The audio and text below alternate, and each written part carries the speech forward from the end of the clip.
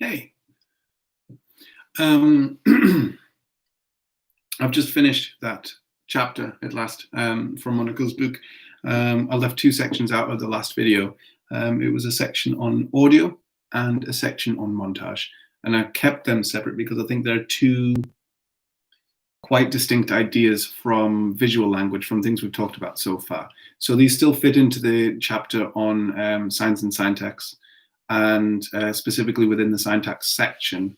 But there's a bit more to pick apart here, and to be honest, there were already quite a lot of ideas and things swirling in my head by the end of the reading last time. So we'll talk about them this time, and I'm going to preface this with what I said last time about this book. I don't want these videos to turn into just critiques of writing, but I feel I should mention now, particularly for myself in the future, Monaco's writing I find troubling. I'm falling out of love with it quite a lot as a text, I think.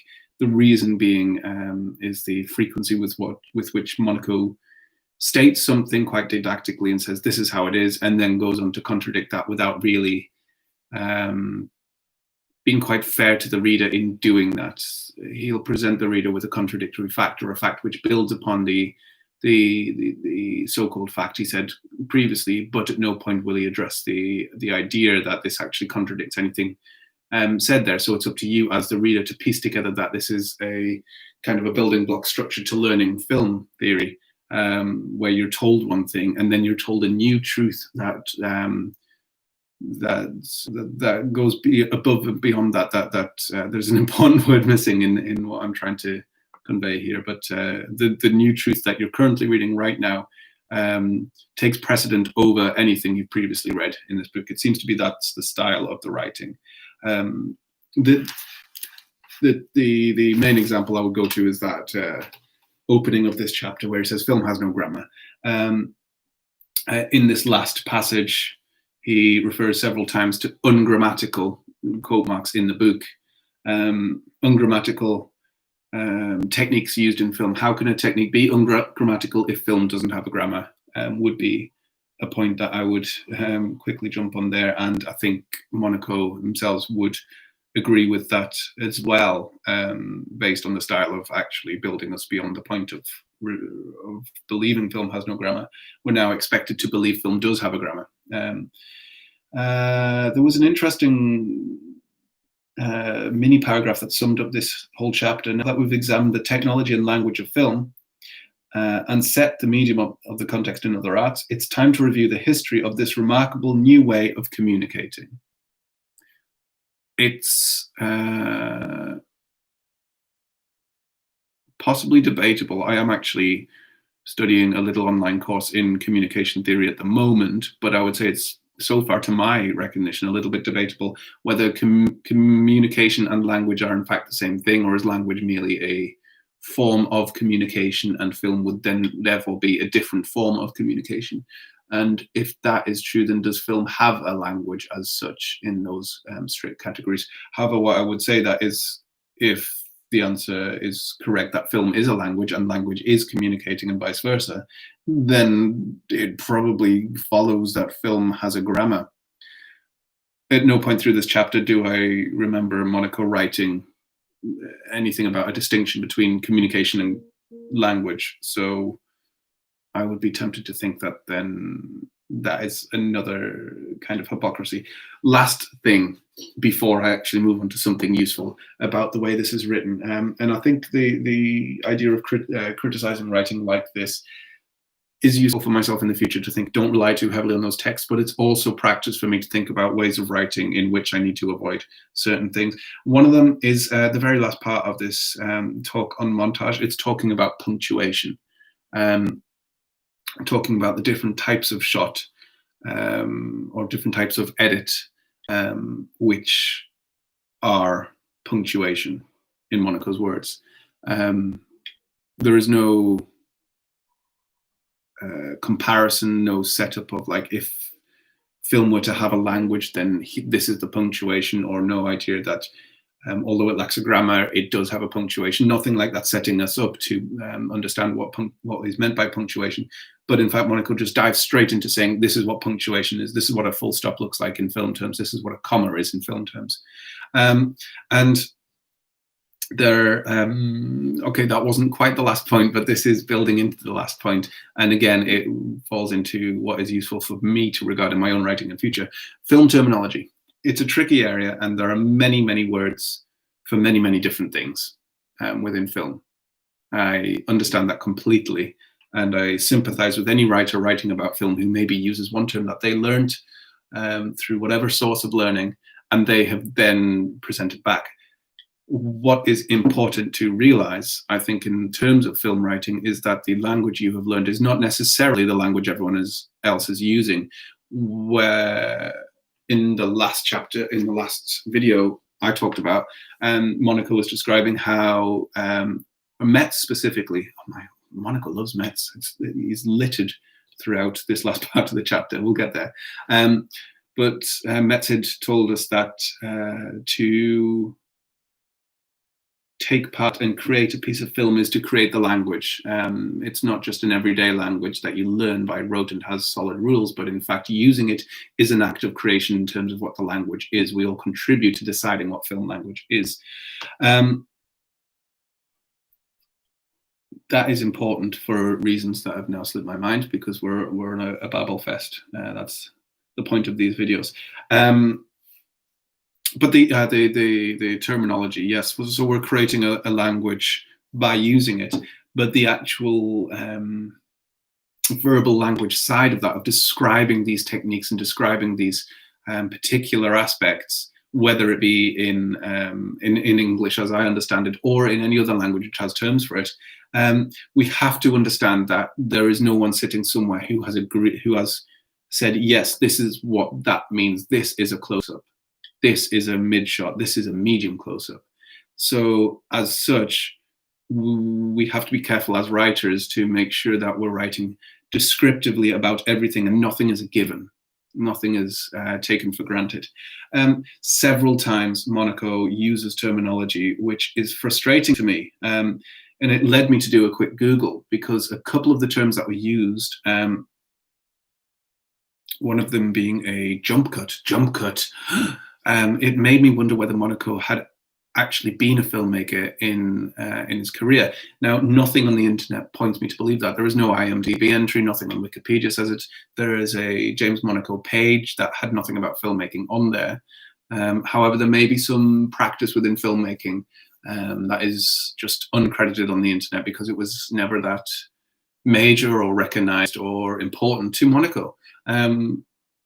However, it was immediately apparent to me on reading quite a few of these terms, but in particular jump cut, because it was misused. It was presumptuously used. It was used in a very academic sense. A jump cut is this thing that this book says, this writer agrees.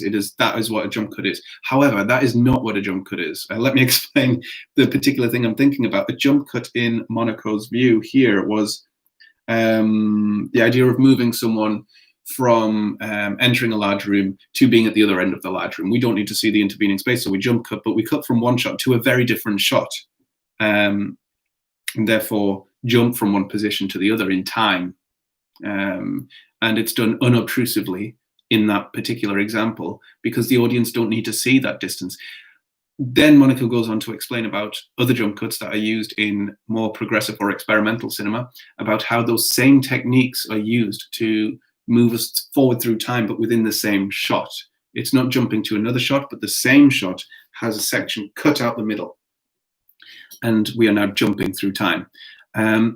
Fine, yes, and I would say that is more traditionally what I would expect to call a jump cut. However, that word ungrammatical appears in that description. It's an ungrammatical cut, is what Monaco says here. And although it's in quotation marks, suggesting that perhaps it's not really ungrammatical, because you can't be ungrammatical when you're creating language, what those quotation marks actually refer to in the sense of this chapter, I would think, are the sense that Monaco doesn't believe film has a grammar, which I would completely disagree with.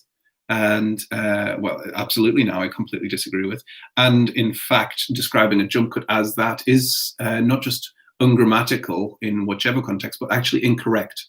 I would say a jump cut in cinema has a very particular use and style and recurrent appearance throughout cinema. And I don't think, I'm not going to be able to pull an example off the top of my head, but I don't think we need to wait until the 60s, until the French New Wave, to see a jump cut used in cinema. I think a jump cut existed well before then, intentional or not, for narrative purposes, but existed well before then. I'm thinking something black and white. There is something tickling the back of my head as an example here. But we see a shot and time has been removed from that one shot. A character is here, now a character is there. They moved, but we didn't watch them move, and we didn't cut between two different angles or setups even to make that removal of time unobtrusive and unobserved. It's deliberately in front of our eyes. So in summary, Monaco's use of grammatical and ungrammatical and presumptuous use of some film terminology lead me to think actually this style of writing is not the style of writing I want to pursue at all. I need to be very wary of a style that is consistent with an audience who, well, hopefully are coming from both a film background and a communication background, either of those two things, or from completely different areas of anthropological studies, looking at something about YouTube or any avenue of life. The core essence of what I'm saying, though, is that I cannot take for granted that we all understand the same terminology within film when academics in film don't use the same terminology. I have to be very clear about the things I'm describing. If I succeed in finding something I can identify within YouTube as particular and unique to YouTube, then that also needs to be described thoroughly and not taken for granted. I can't, for example, use some film language to describe something that YouTube does slightly differently to how film would do it. I can't say YouTube's use of jump cuts and montage are unique to YouTube because XYZ. I have to describe what I mean by jump cut in that context there, and what montage means. Montage itself being a difficult term, which apparently is split between Europe and America, but I'm not sure that that means people are taking into account the fact the UK speaks English, and we don't tend to say montage much either, but that's by the by. So, interesting things from this chapter. Let me stop talking about what I think of Monaco's writing, because this is becoming a bit problematic in my eyes, a bit of a critical way of talking too much. Let me talk about the interesting and inspiring points I read and things I would like to reflect on. The emergence of rules in Hollywood was a particularly interesting passage. The idea that, this was in the montage section, that Hollywood developed a cinematic style, an editing style, that gradually generated rules that became the typical way films are edited in a classical Hollywood style. And I would argue are to this day, when we go to see a film, whether it's a Hollywood product or not, it probably follows a lot of those rules. In particular, thinking about something like having a dialogue scene starting from a wide shot, and then we're editing as conversation happens between people back and forth. It's a visual language and a visual grammar style that helps us understand conversation. Also the very, very basic version of that, but take out the conversation, starting a scene on a wide shot, an exposition to the location. That is a very, very simple piece of language. And I would say a very clear piece of language, and in fact, bordering on grammar. We are about to witness something happening in a restaurant. The first shot we see is an exterior shot of a restaurant. The language we're being conveyed to there is along the lines of once upon a time in this place, the following happened, and then we witness the following. Possibly we can take out once upon a time and we can talk about present tense there. The whole idea of present tense in cinema is pretty fraught. I like this topic a lot, and I've written on it, and I think I would like to pursue it some more, but it takes us a little outside where we're talking today. So let's just assume it's in the present tense. Happening in this restaurant right now is what that wide shot says to you, and then we cut to a shot And we may not actually see that the shot is within a restaurant. We may be really tight and close up on someone's face and slightly aware that they're indoors, perhaps, but it's within that restaurant is what the language implies to us at that point. We could see just a chair in a corner. That chair's probably in a restaurant based on what that previous shot told us. Now, the reason I say this is like a grammar as well is because the placement within that scene, within the edit of this scene is important. If that shot comes after we witness the chair in the corner, for example, then it's telling us something different. It's telling us there is a chair in a corner. And then it's saying the chair was in a restaurant, probably.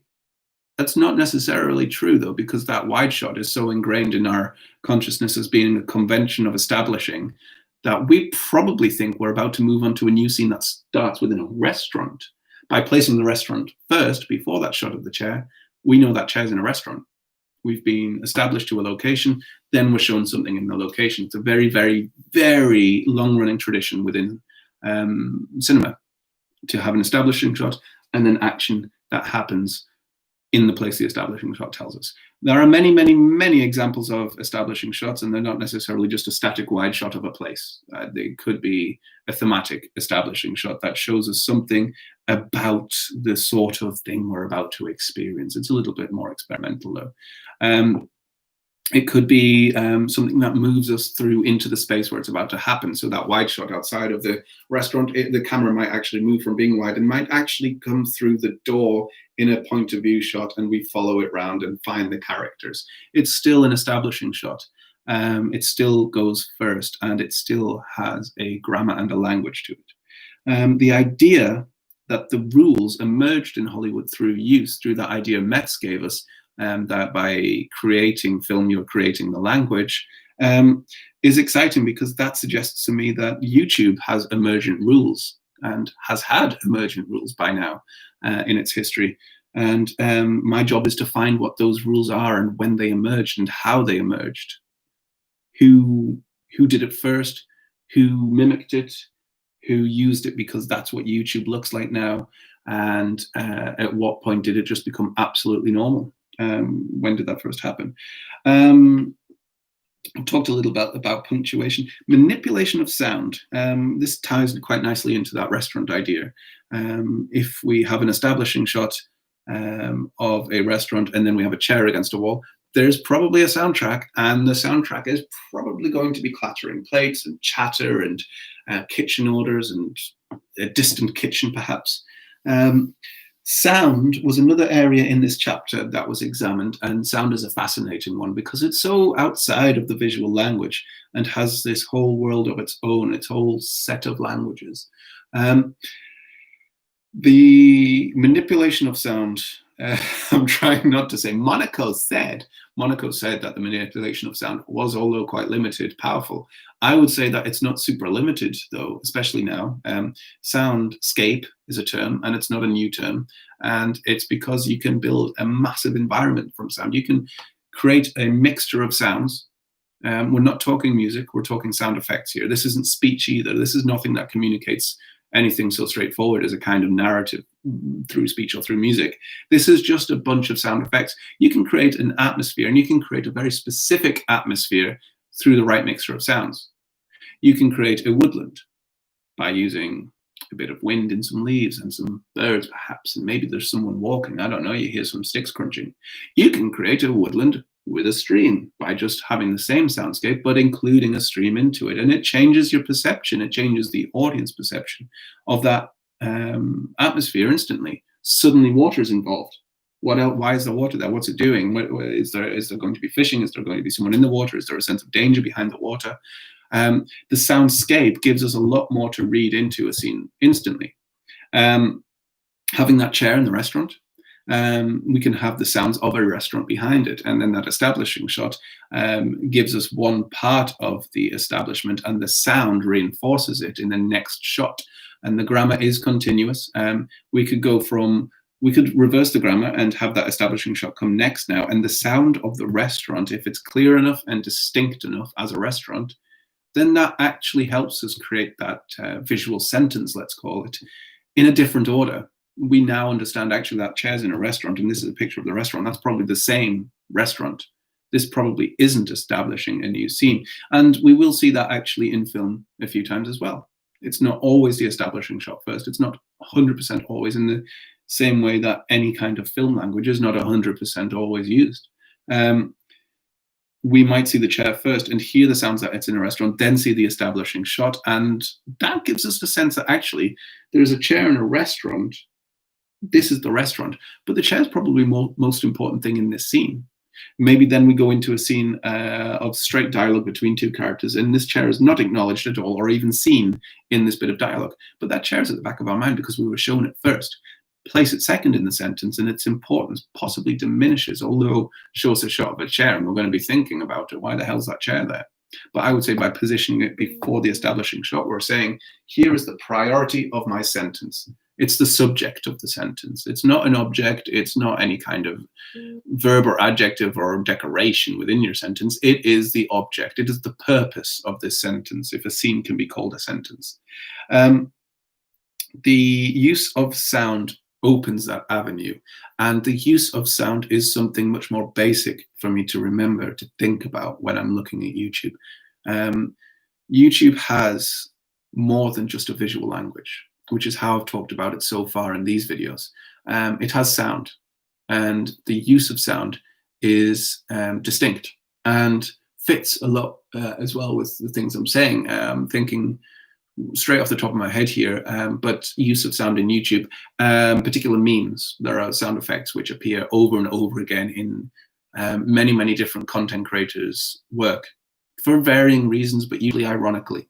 I'm thinking about that wow sound effect. I'll have to look up what that actually is because I don't know it, but I've seen it in plenty of things. Also, while we're on the subject of things YouTube has that I've not necessarily talked about, this one I owe to my wife. While we were talking about this subject, we got talking about the comments section. YouTube it's an online participatory medium. And so far, I'm talking about film language, which is not a participatory medium. But I do have to acknowledge that if YouTube has a language, then the actual language used in the comment section is an important part of that.